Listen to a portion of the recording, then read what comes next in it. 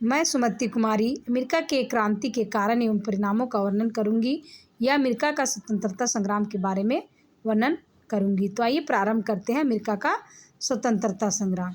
America पर अंग्रेजों का कब्जा था, अतः अमेरिका के वासी ने 4 जुलाई 1776 को अमेरिका के ब्रिटिश दासता से मुक्त हो गया।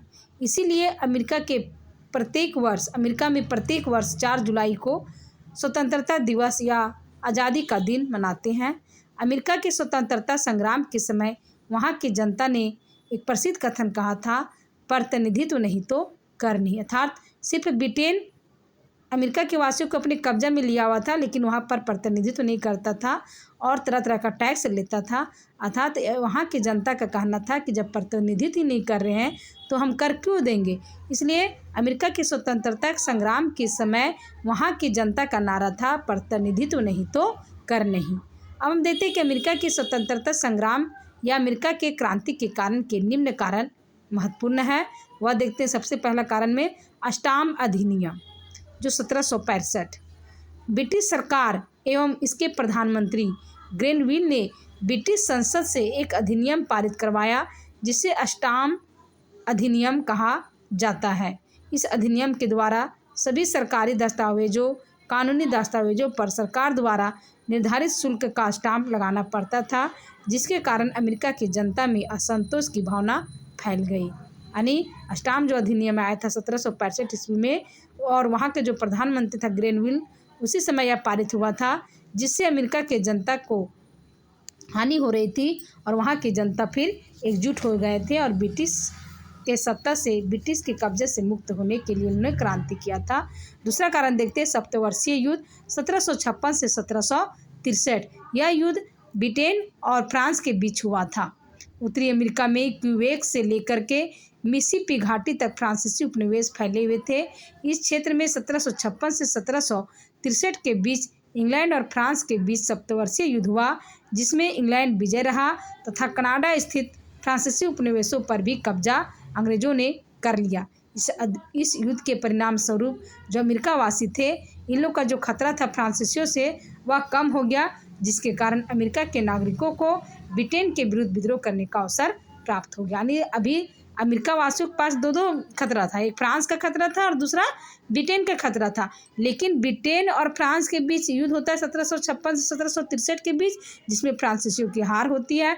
अन्य लोग का जो अधिकार क्षेत्र था वो लोग को कम हो गया।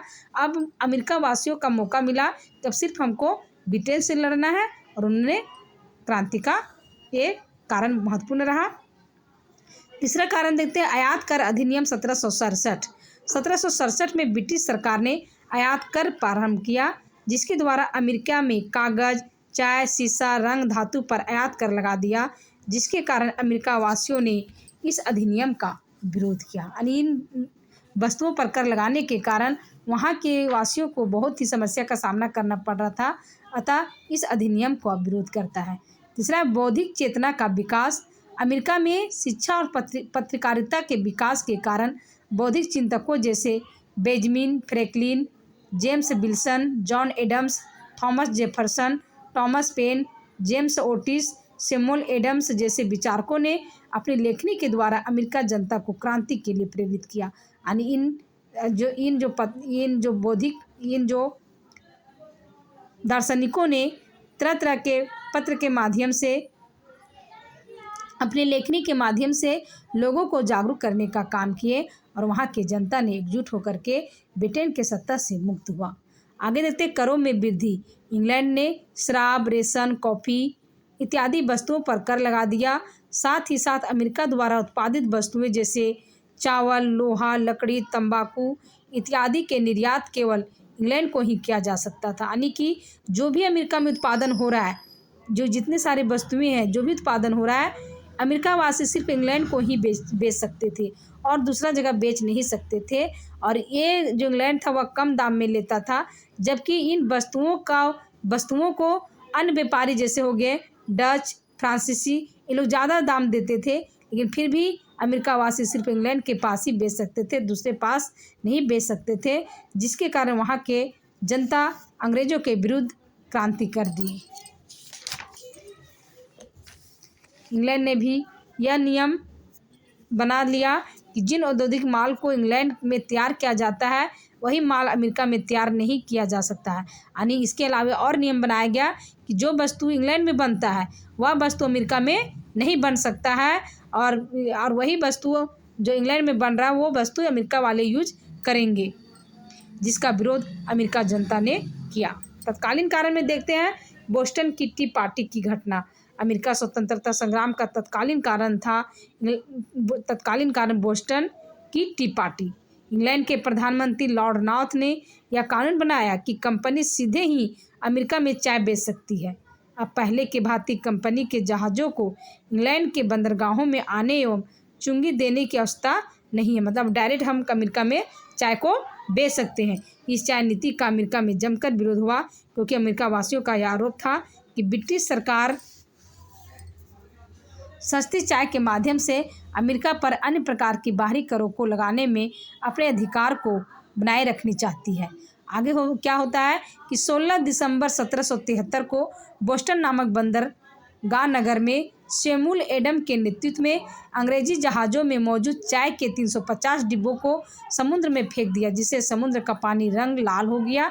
इस घटना को बोस्टन की टी पार्टी कहा जाता है। अगर आप लोग को एग्जाम में आ जाए कि बोस्टन की टी पार्टी की घटना कब हुई थी, तो 16 दिसंबर 1773 में। इसका नेतृत्व कौन कर रहा था, तो सैमुअल एडम्स ने कर रहा था, और अमेरिका के जो इंग्लैंड का जो चाय का डब्बा था 350 वो समुद्र में फेंकवा दिया गया। तत्कालीन कारण बना। इस घटना के कारण इंग्लैंड की सरकार ने कठोर एवं दमनकारी कानून बनाए।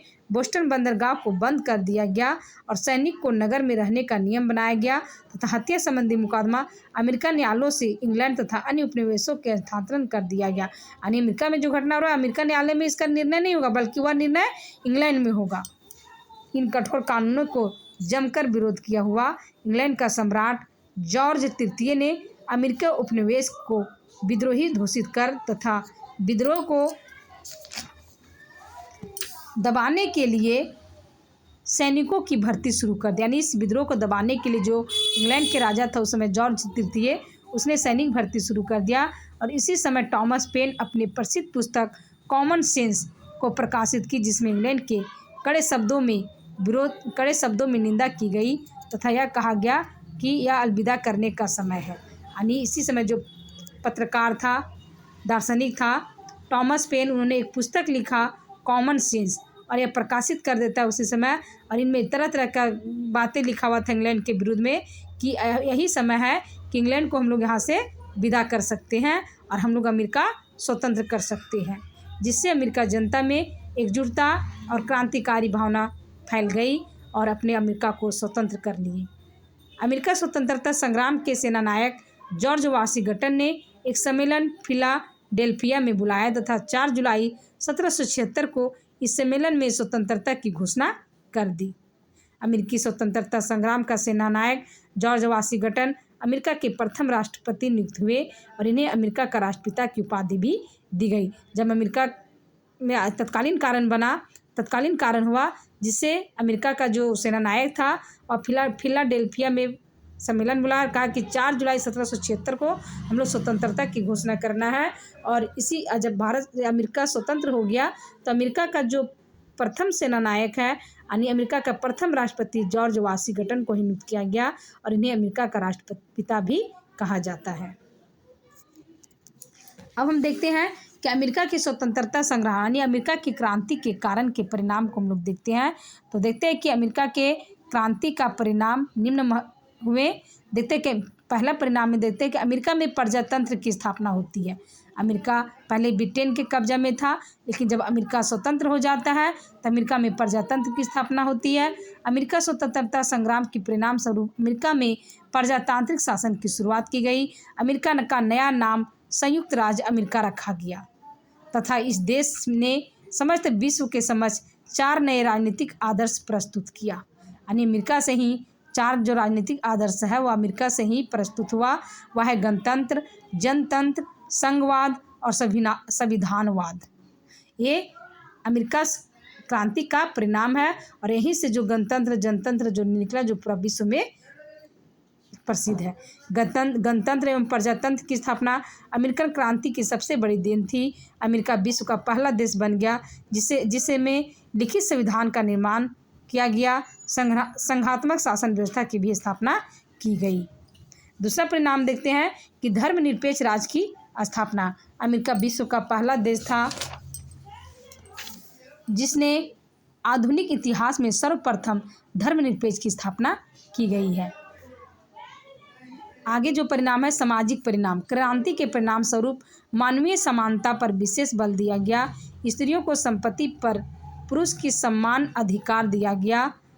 अनेक स्कूल एवं शैक्षणिक केंद्रों की स्थापना की गई। आर्थिक परिणाम देखते हैं कि अमेरिका स्वतंत्रता संग्राम के परिणाम स्वरूप अमेरिका उद्योगों को भी विकसित होने का सुनहरा अवसर मिला। बंदरगाहों को विकसित बनाया गया। पूंजीवादी अर्थव्यवस्था के विकास के मार्गों के सभी बाधाओं को दूर कर अमेरिका विकास के पथ पर अग्रसर हुआ। खनिज एवं वन संसाधनों की स्वतंत्रता से अमेरिका का आर्थिक विकास चरमोत्कर्ष पर पहुंच गया। कृषि के क्षेत्र में भी विकास हुआ तथा क्रांति के दौरान विदेशियों से कृषि सुधारों के संदर्भ में अमेरिका के कृषकों ने नवीन जानकारियां हासिल की, जिससे कृषि के क्षेत्र में निरंतर प्रगति हुई। दास प्रथा का अंत। आगे परिणाम देखते हैं कि दास प्रथा का अंत। अमेरिका के 14वें राष्ट्रपति अब्राहम लिंकन ने 1861 ईस्वी में अमेरिका में कानून बनाकर दास प्रथा का अंत कर दिया। इन्होंने प्रजातंत्र की परिभाषा देते हुए कहा था, प्रजातंत्र जनता का, जनता के लिए एवं जनता के द्वारा किया गया शासन तंत्र है।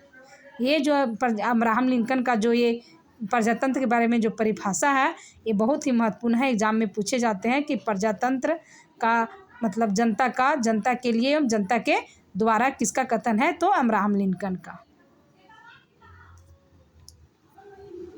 आगे देखते हैं कि अन्य क्रांतियों के लिए प्रेरणा बना। परिणाम में देखते हैं कि अमेरिका की स्वतंत्रता संग्राम से फ्रांस की राजक्रांति 1789 में सबसे ज़्यादा प्रभावित हुई थी तथा अन्य छोटे राष्ट्रों को भी उपनिवेशवाद की मुक्ति का अवसर प्राप्त हुआ।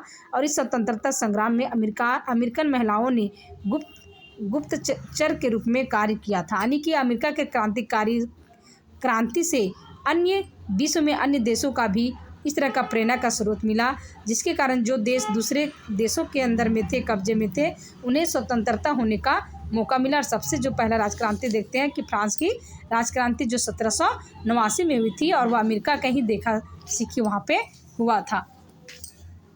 सशस्त्र निर्माण में सहयोग दिया। क्रांति में महत्वपूर्ण भूमिका निभाकर अपनी उपयुक्तता साबित कर दी, जिसके कारण भारत के गवर्नर जनरल लॉर्ड कॉर्नवालिस ने यहाँ तक कह दिया था कि यदि हम अमेरिकन पुरुषों को पराजित भी कर देते हैं तो हमें अमेरिकन महिलाओं से पुरजोर युद्ध करना होगा।